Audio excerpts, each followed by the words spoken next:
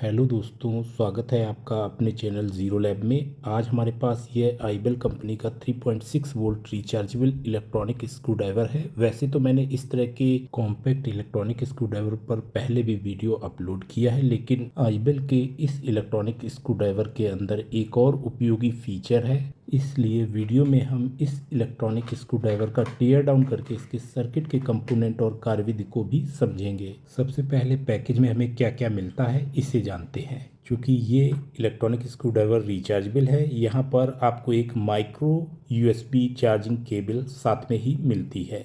यहाँ पर आप देखेंगे काफ़ी सारी बिट्स हमें इस इलेक्ट्रॉनिक स्क्रू ड्राइवर के साथ ही मिली है, जिसमें पीएच यानी फिलिप्स स्क्रू ड्राइवर बिट और साथ ही एसएल यानी स्लॉटेड या फ्लैट हेड वाली डबल साइडेड बिट भी मिली है। यहाँ पर आप देखेंगे 10 बिट जो कि स्मॉल साइज में है, लेकिन ये अलग टाइप की बिट्स हैं जो कि आपको साथ में ही मिल जाती हैं। अब मैं आपको आईबेल का ये इलेक्ट्रॉनिक स्क्रू ड्राइवर जो है इसे नज़दीक से दिखाता हूँ। यहाँ पर आप देखेंगे IBL BS0306 इसका मॉडल नंबर है। साथ ही इसमें नो लोड स्पीड 280 RPM, इसका मैक्सिमम टॉर्क 10 Nm और इसमें 3.6 volt 800 milli amp power capacity की रिचार्जेबल बैटरी का यूज़ किया गया है। यहाँ पर आप देखेंगे इसमें चार्जिंग के लिए micro type USB charging jack लगा हुआ है। जब बैटरी चार्ज हो रही होती है ऐसी स्थिति में यहाँ पर इंडिकेटर रेड होता है और फुल चार्ज होने की कंडीशन में ये इंडिकेटर ग्रीन हो जाता है।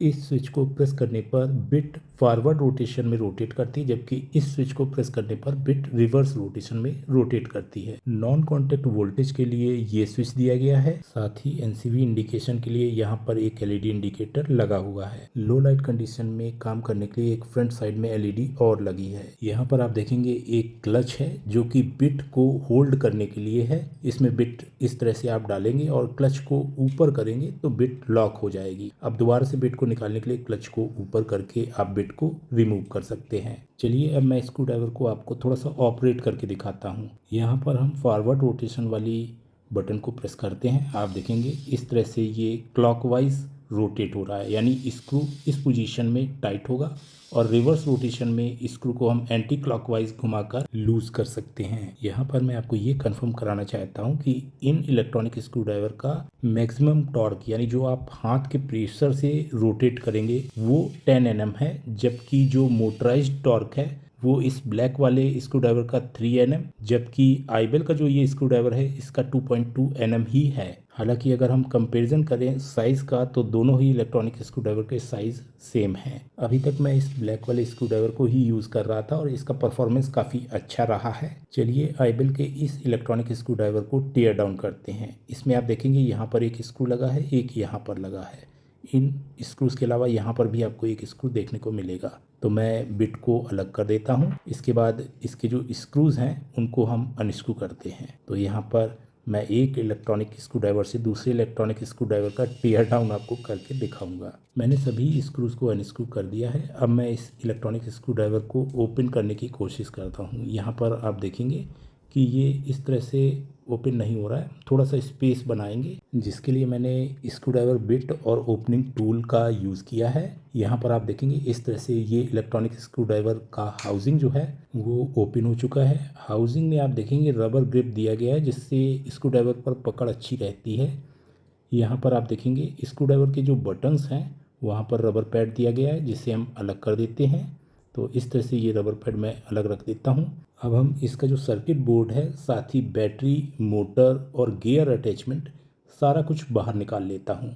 इसकी हाउसिंग को मैं अलग रख देता हूँ। अब मैं यहाँ पर इसके सभी पार्ट्स आपको एक एक करके दिखाता हूँ। सबसे पहले इसका जो गियर है वो क्लच से कनेक्टेड है, उसे मैं आपको नज़दीक से दिखाता हूँ। कुछ इस तरह का इसका क्लच और गियर है।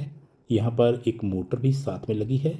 जो इसमें बैटरी लगी है उसे मैं दिखाता हूँ, उस पर क्या मेंशन है। 18350 लिथियम आयन बैटरी का इसमें यूज़ किया गया है, जिसका नॉमिनल वोल्टेज 3.7 वोल्ट और 800 मिली एम्प पावर कैपेसिटी है। अब हम इस इलेक्ट्रॉनिक स्क्रू ड्राइवर के सर्किट बोर्ड को देखते हैं। सर्किट बोर्ड में आप देखेंगे एक वायर जो है यहाँ पर एंटीना पैड के साथ कनेक्ट है, जो कि एनसीवी फीचर इस इलेक्ट्रॉनिक स्क्रू ड्राइवर में प्रोवाइड कराता है। मैं नज़दीक से आपको सर्किट बोर्ड दिखाता हूँ। यहाँ पर आप देखेंगे एक 14 पिन की आईसी लगी है, जो कि इस सर्किट बोर्ड में एमसीयू का काम करती है, जिसका काम रिवर्स, फॉरवर्ड या एनसीवी फीचर को ऑपरेट करना है। इसके अलावा काफ़ी सारे असेंबली कंपोनेंट्स यहाँ पर लगे हैं, जिसमें एक 8 पिन की आईसी है जो कि यहाँ पर इसकी बैटरी को चार्ज करने के लिए चार्जिंग आईसी दी गई है। सर्किट बोर्ड में बैक साइड में आप देखेंगे चार्जिंग जैक जो है यहाँ पर लगा हुआ है। साथ ही रिवर्स फॉरवर्ड और एनसीवी के स्विच जो है ये भी सर्किट बोर्ड पे माउंट है। रिवर्स या फॉरवर्ड बटन दबाते ही एमसीयू से सिग्नल जो है इसके by directional H bridge motor driver IC जो कि 8 पिन की है, जिस पर RJ2018 प्रिंट है,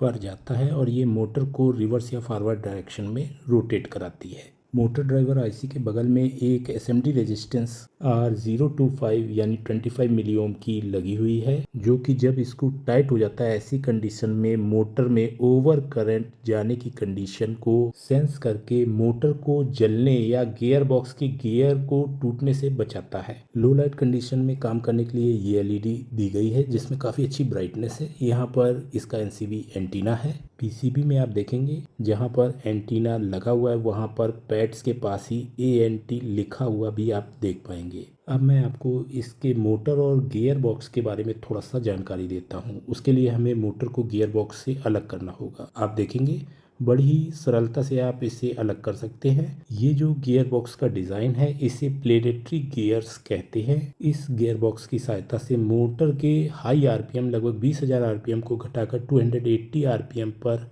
ये ले आता है। साथ ही यहाँ पर टॉर्क जो है वो काफ़ी ज़्यादा बढ़ जाता है, जिसकी वजह से हम स्क्रू को आसानी से लूज या टाइट कर पाते हैं। प्लेनेटरी गियर बॉक्स का सन गियर जो कि मेन गियर होता है वो मोटर की शाफ्ट पर ही अटैच होता है, और जो दूसरे गियर्स होते हैं 3 या 4 वो मोटर के शाफ्ट पर लगे सन गियर के चारों तरफ रोटेट करते हैं। गियर बॉक्स की बाहरी दीवार यानी आउटर केसिंग में अंदर भी दांते होते हैं जो कि रिंग गियर कहलाता है, और प्लेनेटरी गियर इसी में अंदर घूमते हैं। इसी तरह से प्लेनेटरी गियर बॉक्स में कई सारे स्टेज होते हैं। जब स्पेस सीमित होता है ऐसी स्थिति में हमें हाई टॉर्क अगर चाहिए तो हमें प्लेनेटरी गियर बॉक्स का यूज़ करना होता है। अगर हम व्यवहारिक रूप से देखें तो इस तरह के स्क्रू ड्राइवर हमारे काम को काफ़ी आसान कर देते हैं। हालांकि इनमें हाई टॉर्क नहीं होता है, जो कि हम मैक्सिमम 10 Nm तक का टॉर्क लगा सकते हैं। उसमें हमें अपने हाथ के प्रेशर को अप्लाई करना होता है।